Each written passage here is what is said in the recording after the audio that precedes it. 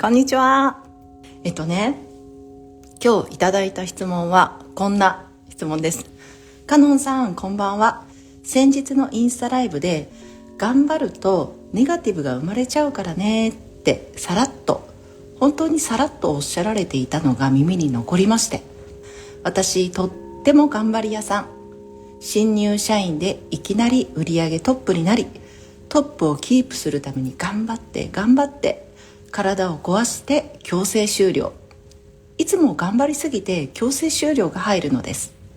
でもカノンさんのお話を聞いて、頑張るとネガティブが生まれるだからとものすごい発見をした気分です。で、ここでまずちょっとお答えというかね、頑張るって漢字でさ、かたくなに張るって書くじゃない。で、これって江戸時代からの当て字だって言われているんだけれども、かたくなに張る、頑固に張るっていうこの文字が当てられる前はどういう文字だったかっていうと、頑張る、目を張るの頑張るとか、我を張るの頑張るで使われてたのね。で、これ全部見てもさ、全部張るっていう字が入ってるじゃない。張るってピーンって張ってるよね。で、かたくなもずっと目を凝らしてそれを見るっていう頑張るの文字も、我を張るの我も全部何かに固執しているっていう、そういう態度を示しているのが頑張るっていう、そもそも漢字の、語源だったりするんだよね。で、そのね、三次元的な頑張るという言葉の持つニュアンスっていうのは、要は頑張るの中に執着がもうすでにビルトインされているんですよ。 A の扉じゃなきゃ嫌、 A の扉以外からの私服は受け取りません、売上トップじゃなきゃ嫌、売上トップ以外からの私服は今は受け取れないっていう受け取り拒否が、本人は無意識なんだけど生まれちゃうというのが、売上1位を守るために頑張るという態度の中に入ってるんだよね。で、これ全てのことについてもそうだけど、 A のことについて頑張るっていう最初のさ、頑張ろうっていう気持ちはとてもいいことなんだよ。で、それがだんだんそこに固執してエネルギーがこれ固まってくると、 A の扉から入らない、私服が入らないことに対して不安になったり、 A の扉以外から私服があってもそれが見えなかったり、あと A の扉からやってこないんじゃないか、それが手に入らないんじゃないかと思うと、それを手に入れるために欠乏から行動し始めるみたいな繰り返しになるんだよね。で、ここまでのね、頑張るという仕組みの中には執着がビルドインされているっていう説明だったんだけど、じゃあなんかさ、情熱に駆られて何かをやるみたいなことって誰しもあるじゃない。あれは何なのかっていうこと、あれは頑張るじゃないのかっていうところで言うと、バシャールが言っていたエササニ性では全部これに置き換わっているっていう言葉、好奇心っていう言葉だったんだよね。だから私、エササニ性ではもう頑張るがなくなって好奇心オンリーの世界で進化発展していってるんだなって思って、すごいそれいいと思ったの。で、好奇心オンリーの場合、A の扉を開けているんだけれども、でも B も C も D も E もフルオープンで、どこから入ってきてもいいよっていう状態で A の扉を開けてるんだよね。頑張るっていうのがその言葉の中に執着が入っているからこそ、それでドライブかけていった時に欠乏からのドライブになりやすくって、で、じゃあこれが進化したらどうなっていくのか、風の時代でどう進化していったらどうなっていくのかっていうと、その頑張るという執着を超えて全部の扉をフルオープンして情熱を燃やすっていう状態になっていって、それは言葉で言うと何かって言ったら好奇心だっていう話ね。で、好奇心によってそのドライブで進化していく。でね、これもし、例えば売上1位とか、例えばこれでこういうふうに売れるとか、この人に振り向いてもらうとかっていうふうにして、自分がそこに固執した状態のままでいた時に何が起こるかっていうことをちょっと解説をしていくと、このね、例えば売上1位をキープしようっていうことが目標で、そこに固執すると、売上1位をキープするためにつながる行動をしている時の自分は褒められるんだけど、それにつながらない行動をしている時の自分は褒められなかったり、売上が先月より上がった自分は評価できるんだけれども、売上が先月よりも下がった自分は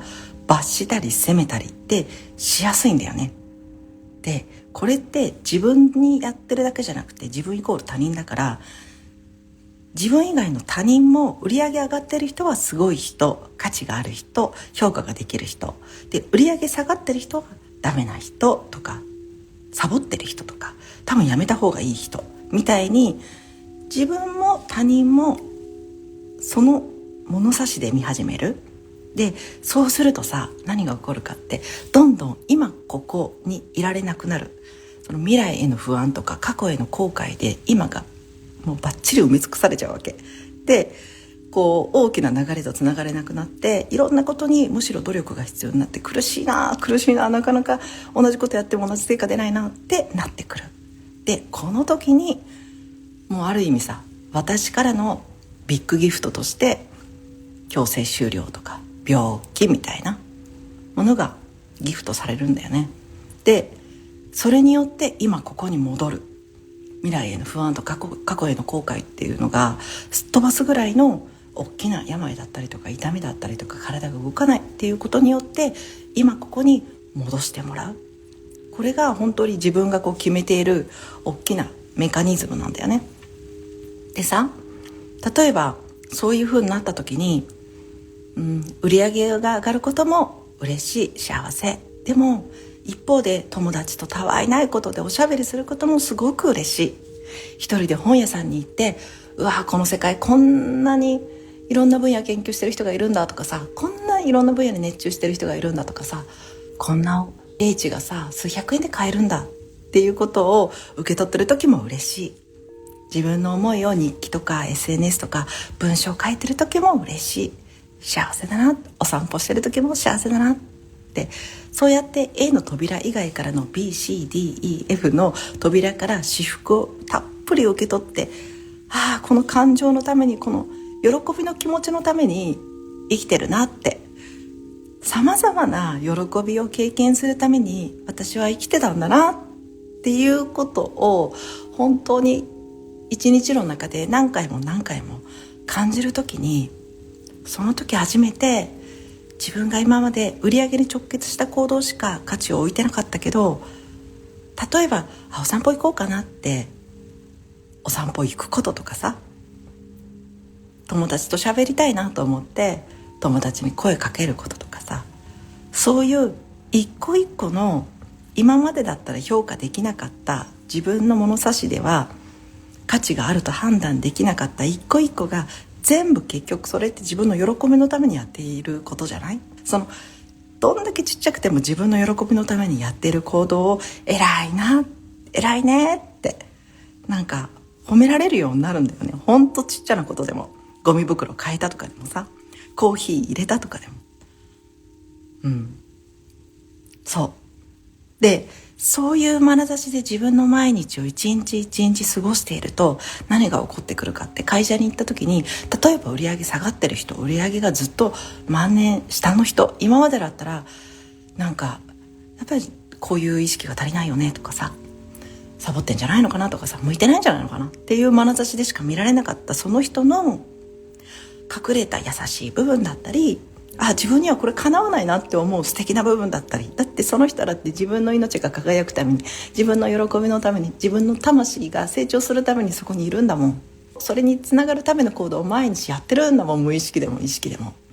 それが見えるようになってくるんだよね。自分のそれも見えるから、その人が実はやっていた日常にあふれる努力だったりとか、けなげさとか可愛らしさとか、自分が今まで気づかなかった親切だったりとか、そういうところに目が向けられるようになってきて、売り上げというちっちゃな3次元のジャッジで見る必要がなくなってくる。なぜならこんなに豊かで愛あふれて気持ちのいい空間が心の中に広がってるから、売り上げというジャッジで見たいっていう気がさらさらなくなっちゃうんだよね。それもいいけどもっと広いよねっていう世界がね。で、そうなった時に自分自身が至福の存在になって、その至福の存在から放たれるエネルギーは必ず現実化していくから、それはね、もう何がどうなるかというのは本当に想像を超えてくるけど、でもその物差し捨てて本当に全ての喜びの感情のために意識的にも無意識的にも努力しているみんなの美しさが見えてくるっていうのは、見えてくること自体が恩恵だなと、思うんだよね。